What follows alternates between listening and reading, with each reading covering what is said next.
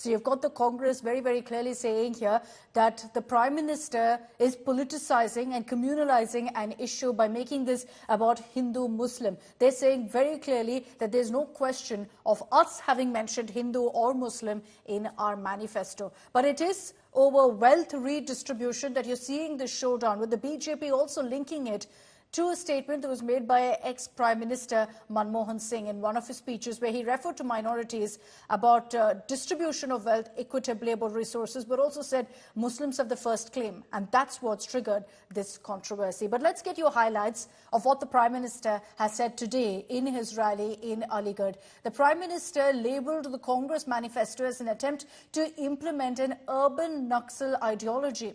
He fired also the Shehzada taunted Rahul Gandhi, referring to his poll pledge of a wealth survey if voted to power. The Prime Minister has accused Congress of aiming to conduct a wealth survey in an attempt to seize assets and redistribute wealth, targeting, according to him, women's savings, ancestral lands and homes. Remember, Rahul Gandhi had earlier made this poll pledge that, like a caste survey, his party will also conduct a financial survey to know who has essentially how much wealth. Now, in the backdrop of this, you've got the Congress responding to the BJP, responding to Prime Minister Modi, accusing him of giving hate speeches out of desperation. The BJP, however, has backed this comment and, in fact, fired up their attack on the Congress. अभी अभी Congress party को मिर्ची लगी।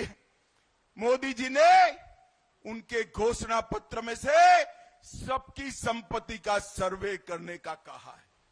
मोदी जी ने कल कहा, क्यों करना है सर्वे को? कांग्रेस पार्टी पूरी नरेंद्र मोदी पर सवाल उठा रही है। मैं आज कांग्रेस पार्टी को पूछना चाहता हूं, आपके घोषणा पत्र में सर्वे की बात है या नहीं है? राहुल बाबा देश के नाम में स्पष्ट करे। और मनमोहन सिंह, आपके प्रधानमंत्री ने कहा था, संसाधन पर पहला अधिकार माइनॉरिटी का है, आदिवासी दलित का नहीं है। लोग जो असदुद्दीन जैसे लोग होते हैं, इनको देश का तरक्की के बारे में नहीं पड़ा है। बार बार देश को बंटवारा करने की जोश में रहते हैं लोग। कभी असदुद्दीन ने बैठकर गिनती की है उन बच्चों में कितने बच्चे पढ़ाई करके तरक्की की है? ये नहीं सोचता असदुद्दीन। असदुद्दीन को वोट गिनने में इंटरेस्ट है, उनको भड़काकर उनके जिंदगी भर 1000 जन्म लिए तो भी मोदी भाई को समझ नहीं पाएंगे। When he says the Congress party is going to take all your wealth and give it to the Muslims, that this is just a nakedly communal appeal which normally any civilized election commission would disallow and warn the candidate for speaking like this. It's simply not decent, number one. Number two, it has never happened. The Congress party is constantly accused by Mr. Modi of having ruled the country for 65 years. Have we taken away people's wealth and given it to the Muslim community? What nonsense is this talk? How can the Prime Minister, a man I respect as the Prime Minister of India, how could he talk like this? I'm truly disappointed.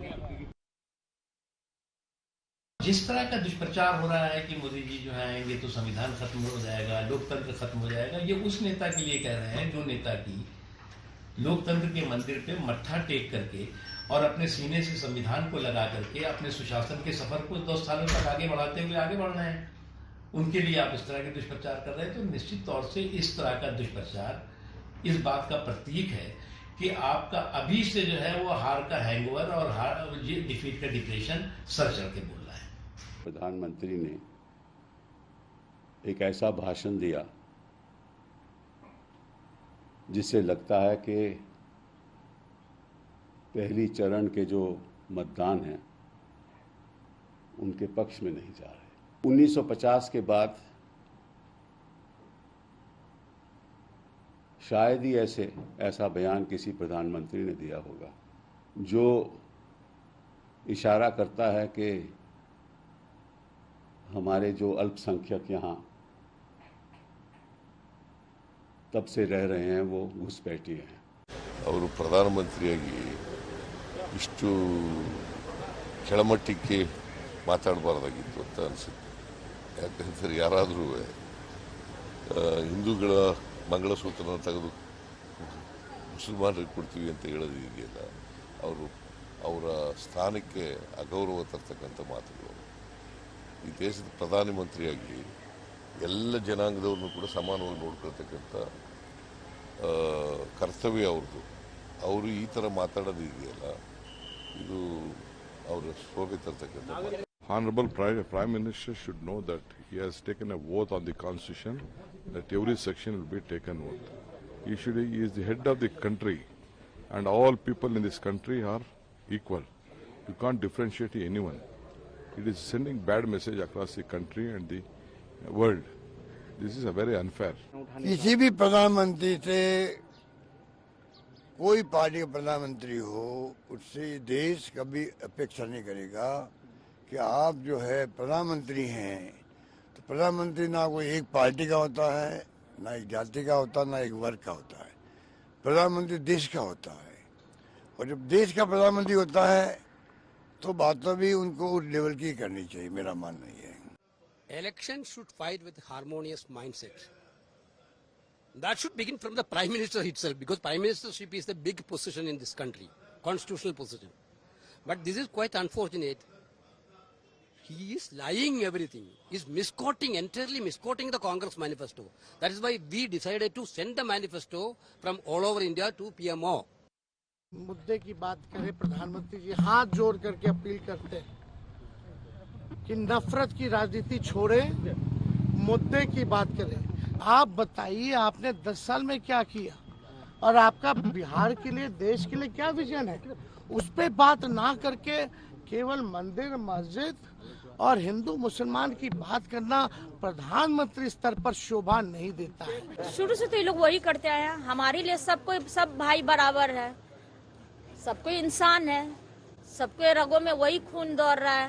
इन्होंने आजादी में हमारी लड़ाई लड़ी है, और ये लोग क्या बात करेंगे, क्या बोलेंगे? ये जो खुद अंग्रेजों के तलवे चाटते थे, आज वो बहुत बड़े देशभक्त हो गए हैं। अब वो प्रमाण देंगे कि कौन ज्यादा देशभक्त है, और कौन बिहारी है, और कौन भारतीय है, और कौन क्या है।